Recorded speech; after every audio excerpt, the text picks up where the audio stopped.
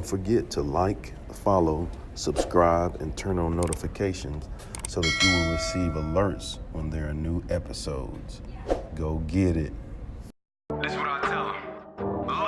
I've been grinding for so long, I wake up and chase my goals. I go out and I go get it. How to code, that's all I know. I don't succeed, then I don't breathe. Success, what does it mean? If I conquer all my goals, then I'm living out my dream. Dig deep, go out and get it. Success Chronicles, compete until it's finished. Success Chronicles, go take care of your business. Success Chronicles, it's deeper than just winning. Success Chronicles.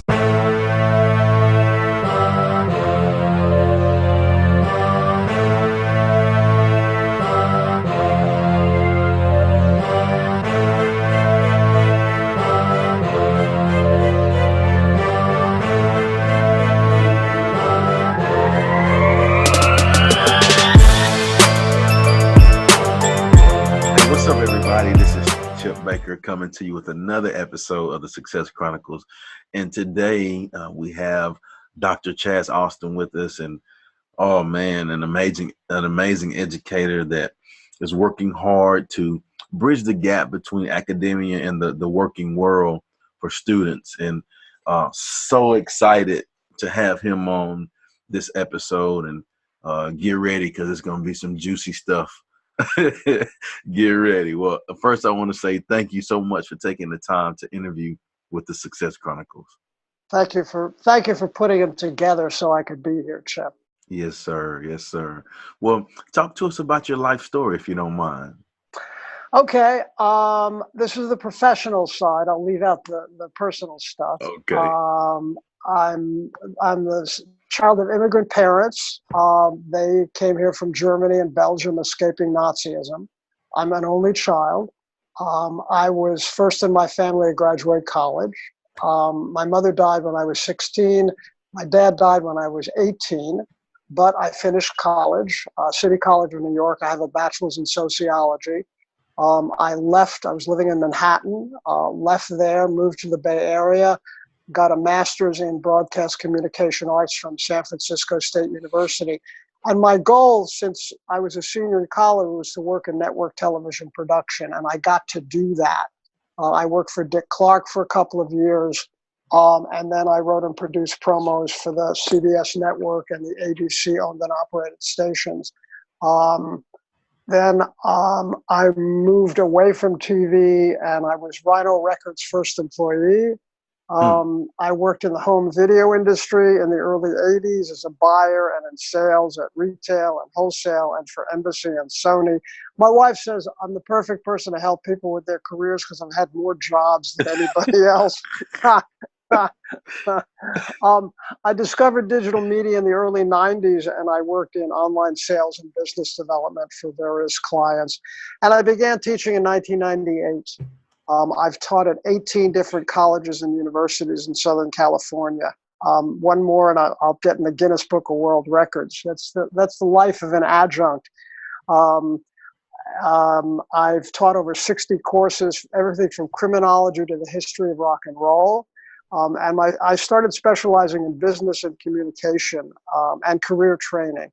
And what I realized was I needed to fill that gap, as you said before, between academia and the working world. So I got myself a doctorate in organizational leadership from Pepperdine University. And my dissertation was called A Model for Integrating a Career Development Course Program into a College Curriculum. Because it's not enough that we give kids, here's how you fix your resume, and here's a few job leads, and here's a couple of people in the alumni database you can talk to. We need to train them to self-market because it's become the gig economy. And that's what I've been focusing on. So I have written 2 books. The second was published by Cengage, major educational publisher, called 101 Ways to Find Work and Keep Finding Work for the Rest of Your Life. Then I went on to write and deliver 3 courses on LinkedIn Learning. One is called Creating a Career Plan. The second is Succeeding in a New Job. And the third is Transitioning Out of Your Job. So what I do today is I work with private clients around the world. And for more than 2 years, I've taught 3 courses that I created that prepare people to self-market for the gig economy for Los Angeles Pierce College. And my second book is used as the textbook. And next month, I'm going to start teaching a course there that I designed on how to use social media. So that's in a minute or two. That's my life. And well, in response to that, I just have one word, and that one word is wow. That's good stuff. I think I'm one of those people who sort of stumbled into my career, and I've worked with probably 1,000 people on their careers in my life. And some people, my wife is a psychotherapist. She knew at 18 what she was going to do, and she's been doing it her whole life. And then there are people like me at the other end of that who, well, I'll try this, I'll try that. But there's a concept one of my students gave me along the way called the Cumulative Positive, meaning everything you've done in the past makes you better at what you're going to do next, but nothing's wasted. And I can see that in the work I do now and will do in the future. It's all prepared me to get to this point in my career, and who knows what's next. But as you know, my mission is to have my program where you train people on how to self-market, and you train people and get them ready for the working world. Have this be standard at every college and university in the United States. That's my mission. That's the next step. that's it. You know, you talked about the cumulative positive. You know, really, I totally agree that there's nothing wasted. There's no thing wasted. Yeah. You know, Yep. like every experience that you're blessed to have, you know, is a good experience or a learning lesson. And Yeah. it's about the mindset of how you look at it. Yeah, and it's about other people. It's in a presentation I deliver to my students, and that I do it when I do public speaking. Muhammad Ali's quote is the last quote in the presentation, and it's I may be paraphrasing. Service is the rent you pay for your time here on earth. And I absolutely believe that. It is about giving back to other people. And as I encourage my students and my clients, whatever's in the way of your delivering your talents and your skills to other people, you need to get that out of the way, whether it's getting more education or learning a language or moving to another city. You do what you got to do, because it's not about you. It's about other people. Hey, Doc, you know, it gave me chills when you said it, because that's one thing I believe in too. And I say this all the time. You know, I know I'm an educator, and you know, but I say it ain't about you. No, it's not at all. And once you get that, it's a wonderful thing, because I find it's been absolutely wonderful working at Pierce College and having the dean, Sharon Dalmage, who I've got to plug, who we did our doctoral program together at Pepperdine. She's been wonderful. She lets me do my job, and I get to create this course, and I get to inspire people and let them see that they have something that other people need. So get out of the way, because it's all about them. It's about the audience. That's awesome. Yeah. That's awesome. Well, let's hit on success. What is your definition of success?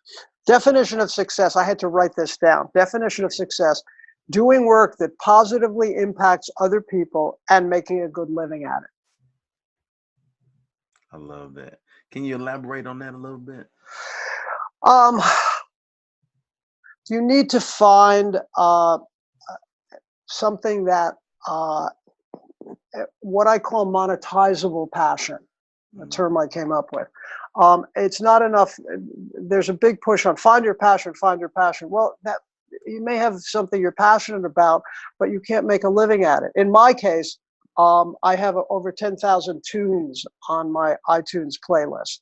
I was a trained musician. I only lacked two things: talent and drive. Otherwise, I could have been Paul McCartney. So I let somebody else do that. You know? I love that. So one of my favorite things to do is a friend will say, "Could you make me a CD of like great country blues or R&B from the 40s?" And I have a deep and rich collection of that. And it's my joy to make that for them and turn them on to music they've never heard before. But no one's offered to pay me. That's called a hobby. And people have to understand the distinction between passion and monetizable passion. So you have to be conscious of the marketplace. What are people going to pay for in your skill set? And this is why I'm starting to teach social media courses, because you have to understand how social media impacts all that and how things are changing so quickly, and what you used to be able to do, they're not paying for anymore. Sorry, I know you want to drive a cab. I know you want to work in the coal mines. It's not happening. You got to look elsewhere. And this is the new normal now, unfortunately. It's a different world from our parents or grandparents, where they worked in a factory or an office for 40 years and then retired and got a pension and health care. It's a freelance world. It's a gig economy. So everyone has to be conscious. What's the brand? How do I monetize it? And you're always hustling for work, because the corporate safety net is gone. They don't care. They just don't. It's about the bottom line for them. And as a worker, you become not an asset, but a liability. So if they can replace you with a robot, they will. You got to keep hustling, because things are going to change. Whatever you've been doing, in 5 years, it may not exist anymore. So you always have to upskill, as it's called now. What more do I need to learn? Where's the market going? Just like any business, you have to treat yourself as a business. Not an employee who clocks in and out, because that's pretty much gone. Another one-worder. Boom. Well, if you don't mind sharing with the audience where they can go follow you and check you out and show you some love. Okay. Well, my website is chazaustin.com, CHAZAUSTIN.com. And I'm very active on LinkedIn. That's where my audience lives. And I have to train my students and clients. Where's your audience? I have over 22,000 followers on LinkedIn, which is a lot. Very impressive. And then you go to Twitter and you look at Katy Perry, and she's got 107 million followers. So 22,000 doesn't look so big, but her audience lives on Twitter. So what I train people is to have a consciousness about marketing and self-marketing. Where's your audience? Where are the people you need to serve? For example, if you have a cleaning business, you don't go to the internet. You make flyers up and you hand them out at apartment buildings in the neighborhood, offering a 10% discount. That's where your audience lives. Another example would be, I have a dog. I took her to the dog park, and last year at the gate, at the entrance where you bring the dogs in, there was a woman handing out flyers for dog walking. Hello, that's where the audience lives.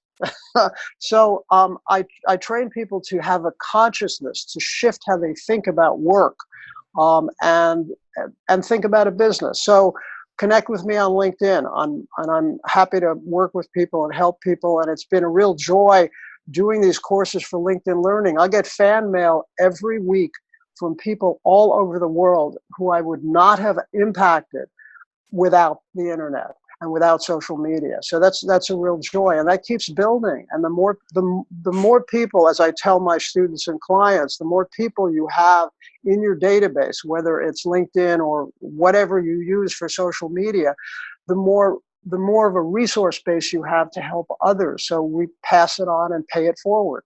Hello. That's how it works. That's it. That's great stuff. Well, again, I want to say thank you so much for taking the time to interview with the Success Chronicles. Truly amazing, all the great things that you have going on. And I wish you continued success in all that you have going on. Thanks so much. Great to talk to you. Yes, sir. And thank you guys for checking out this episode. We'll see you next time. God bless.